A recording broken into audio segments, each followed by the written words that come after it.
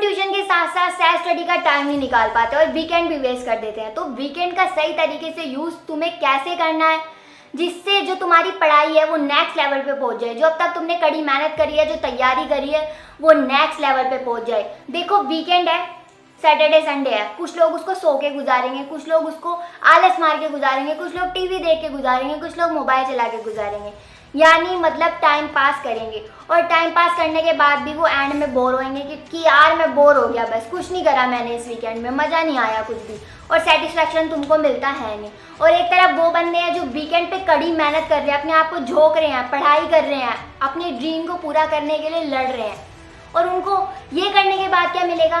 Satisfaction मिलेगा, confidence मिलेगा कि हाँ मैंने जितना टारगेट कंप्लीट करा था उतना मैं अचीव कर पाया। अगर अचीव भी नहीं कर पाया ना तो कम से कम मैंने औरों की तरह टाइम वेस्ट नहीं करा, कम से कम अपने टारगेट के करीब तो पहुंच पाया हूँ ना। तो तुम्हें चूज़ करना है तुम्हें कौन सी सिचुएशन चाहिए, टाइम पास वाली जिसमें तुम्हें सेटिस्फेक्शन भी नहीं मिलेगा, या कड़ी मेहनत वाली जिसमें तुम्हें सेटिस्फेक्शन और कॉन्फिडेंस दोनों मिलेगा। तो इन दोनों सिचुएशन को चूज़ करो और अपने आगे का प्रोसेस स्टार्ट करो। और मुझे पता है अधिकतर स्टूडेंट्स कड़ी मेहनत ही चूज़ करेंगे, क्योंकि मैं जानती हूँ कड़ी मेहनत से तो डरते ही नहीं हो तुम लोग, है ना। देखो जब मेरा भी स्कूल टाइम था ना तो मैं भी बहुत बिजी रहा करती थी, स्कूल ट्यूशन होमवर्क बहुत ज़्यादा हेक्टिक शेड्यूल रहा करता था। और कुछ स्टूडेंट तो ऐसे हैं कि सुबह को गए हुए शाम को ही घर में घुसते हैं अपने, और मेरे साथ भी ऐसा ही था, सुबह को गई हुई मैं शाम को ही घर आ पाती थी, क्योंकि स्कूल मेरा दूर था, बार बार मैं घर आ नहीं सकती थी, और ट्यूशन भी 1 घंटे बाद ही होता था स्कूल के। इतने 1 घंटे में आती जाती तो टाइम कवर नहीं हो पाता, तो मुझे बाहर ही आना पड़ता। तो मैं घर में 8 बजे तक ही आ पाती थी, उसके बाद फिर थक भी जाते हैं भाई, पढ़ाई नहीं हो पाती है।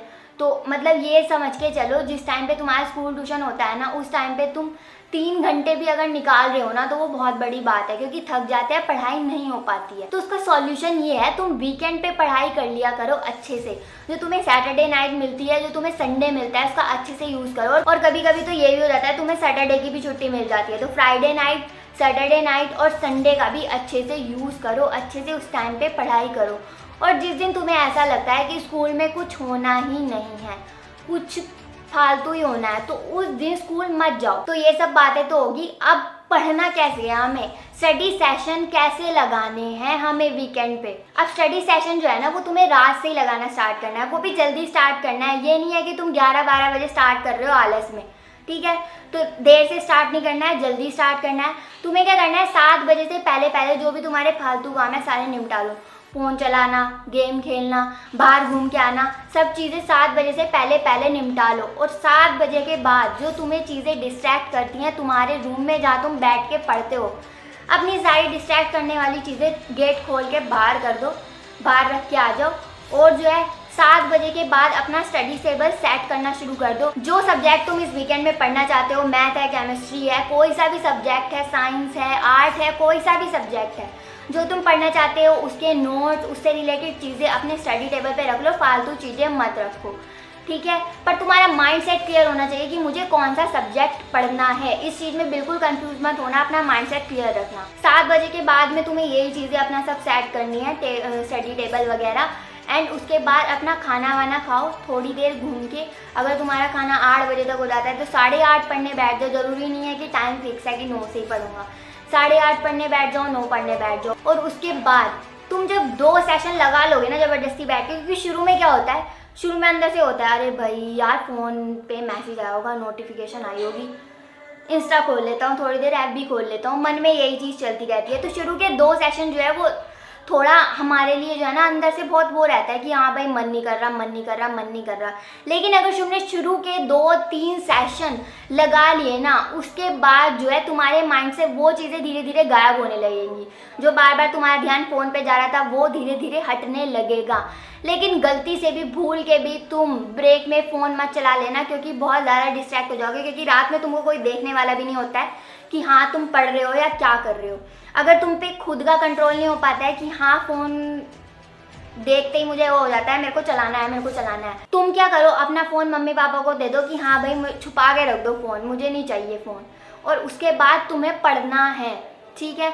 उसके बाद तुम्हें अच्छे से पढ़ना है। 9 से तुम्हें या तो अगले सुबह 9 तक पढ़ो, कि रात को 9 से सुबह के 9 तक पढ़ो। अगर तुम 9 तक नहीं पढ़ सकते हो, इतनी कैपेसिटी नहीं है, तो 6 बजे तक पढ़ लो, 4 बजे तक पढ़ लो, 5 बजे तक पढ़ लो, वो तुम पे डिपेंड करता है, ठीक है, लेकिन पढ़ना है, अपनी नाइट को वेस्ट नहीं करना है। और अगर मैं अपनी बात बताऊँ ना, मैं अपना माइंडसेट बिल्कुल क्लियर रखा करती थी कि मुझे अगर मैथ्स करनी है तो मैथ्स के सम बस ऐसे करके खा जाने हैं कि हाँ भाई, अगर मुझसे कोई पूछे कोई भी क्वेश्चन तो मैं उसको ये बता दूँ, हाँ भाई ऐसे होगा, हाँ भाई ऐसे होगा, चुटकियों में बता दूँ।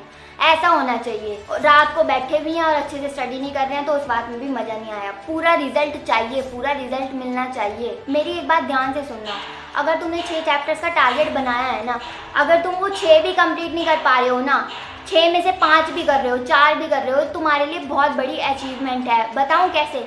क्योंकि तुमने औरों की तरह टाइम वेस्ट नहीं करा है, तुमने पढ़ाई करी है। भले से तुम्हारा टारगेट पूरा कंप्लीट ना हो पाया हो, लेकिन कम से कम तुमने टाइम वेस्ट नहीं करा, तुमने स्टडी करी है, मेहनत करी है, और इसका फ़ायदा तुम्हें मिलेगा।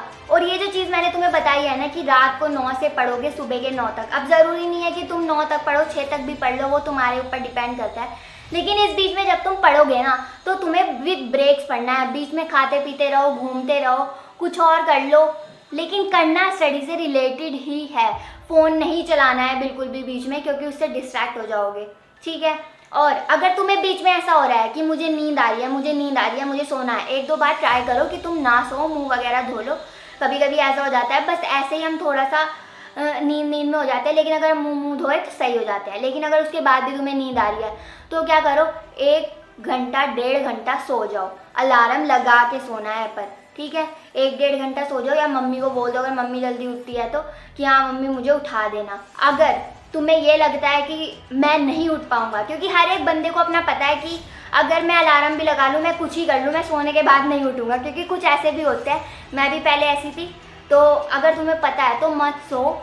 एक काम कर सकते हो तुम उसकी जगह पे, जो तुमने 9 से 6 का टाइमिंग सेट करा है ना, तो तुम 9 से 4 कर लो, 9 से 5 कर लो, 9 से 3 कर लो। अगर तुम 9 से 3 भी पढ़ रहे हो ना, ये भी तुम्हारे लिए बहुत बड़ा अचीवमेंट है कि हाँ 9 से 3 तो मैं पढ़ा हूँ। 6 घंटे की स्टडी भी बहुत होती है, लेकिन अपना एम तुम बड़ा ही रखो। और फिर जब तुम रात को कभी भी सोओगे, अगर तुम 3 बजे सो रहे हो, 4 बजे सो रहे हो, 5 बजे सो रहे हो, 6 बजे सो रहे हो, या 9 बजे भी सो रहे हो, तो उस हिसाब से अपना टाइम डिसाइड करो तुम्हें उठना कब है। लेकिन 6 से 7 घंटे तो तुम्हें सोना ही सोना है। तो उस हिसाब से तुम सुबह को उठ जाओ। अगर 12-1 बजे भी उठ रहे हो तो अपना डेली रूटीन फॉलो करो। डेली रूटीन फॉलो करने के बाद अपना आराम से थोड़ी देर मोबाइल वगैरह चला लो, 15-20 मिनट, कि क्या क्या चीज़ें आई हैं मोबाइल में, देख लो अपने मैसेज वगैरह। अब ये तो है नहीं तुम बिल्कुल ही अलग हो जाओगे, तो मैसेज वगैरह देख लो, थोड़ी देर मोबाइल वगैरह चला लो, और खा पी के अब दोबारा बैठ जाओ कि हाँ अब मुझे दोबारा पढ़ना है। क्योंकि नाइट का यूज़ तो हमने कर लिया, पर जो हमारा संडे वाला दिन है उसको भी तो अच्छे से यूज़ करना है ना, उसको अच्छे से यूज़ करो।